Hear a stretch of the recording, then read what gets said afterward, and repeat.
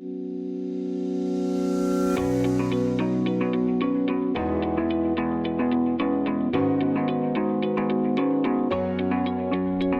everyone, in this video we will analyze the test century data of two great cricketers and we will try to answer or at least determine whose centuries mattered more.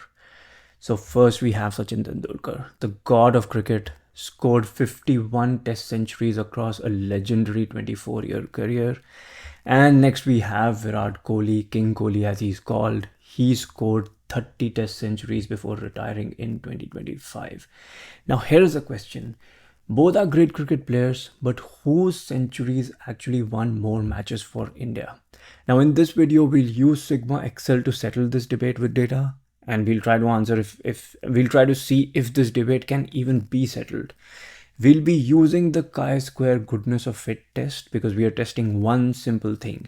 Does a player's century pattern match what random chance would predict? Now, there's a lot of differences between these two players. There are a lot of similarities as well. But for this video, we are going to try to keep things simple. So what are some of our assumptions, or for simplicity's sake, what are we doing?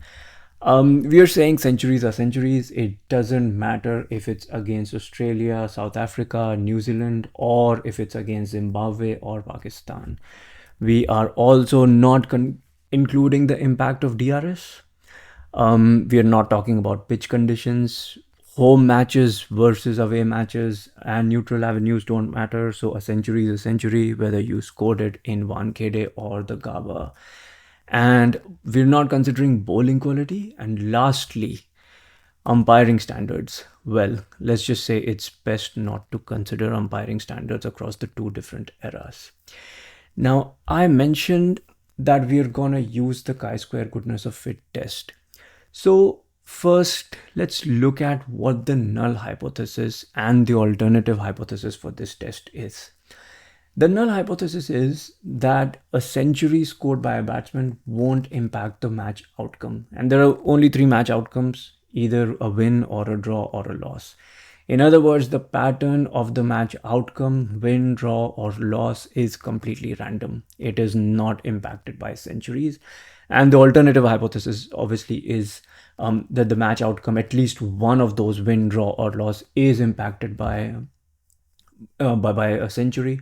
So we'll see what the data tells us. Now, to set this up in SigmaXL, we'll need two set of data points that I have compiled for you here. One is the expected count of each category.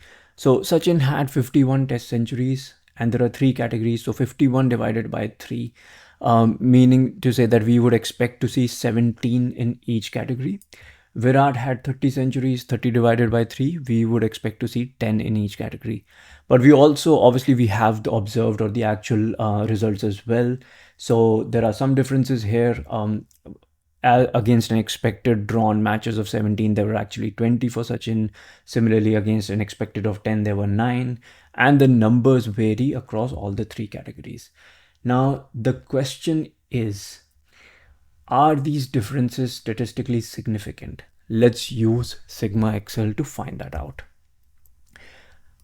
I have the data here, and I've compiled all of their centuries for Sachin and for Virat, and we, as I mentioned, we had the count of the draw, the drawn matches, the won matches, and the lost matches, right? Now to do this, you got to open your SigmaXL ribbon, go to statistical tools, and go to chi-square tests, and we are gonna use the one-way chi-square goodness of fit template. And when we open it, the template will come up with some pre-filled data. We can select this data and delete it. And then what we will do is let's do this for Sachin first. So let's copy this and we will paste them as values.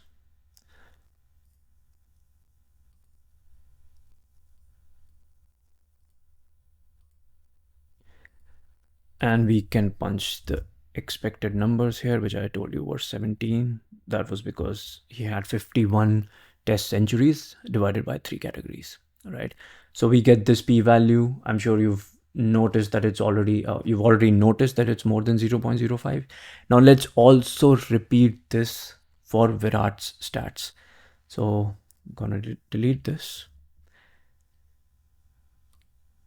go back to my file here and get Virat's data.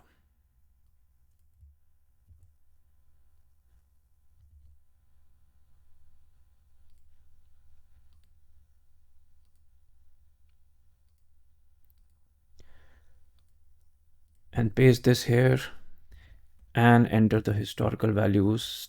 30 divided by 3, which is 10 each. Now you've seen this value as well, right? Now let's consider all of this data together and try to analyze and come up with an answer for our original question. So we have p values right off the bat. We can look at the p values, right? We notice that for both Sachin and Virat, the p value is more than 0.05, which, what does that mean? It means that a null hypothesis, we failed to reject this. There is not enough evidence, statistical evidence, to tell us that these centuries had a significant impact on the match outcome, right?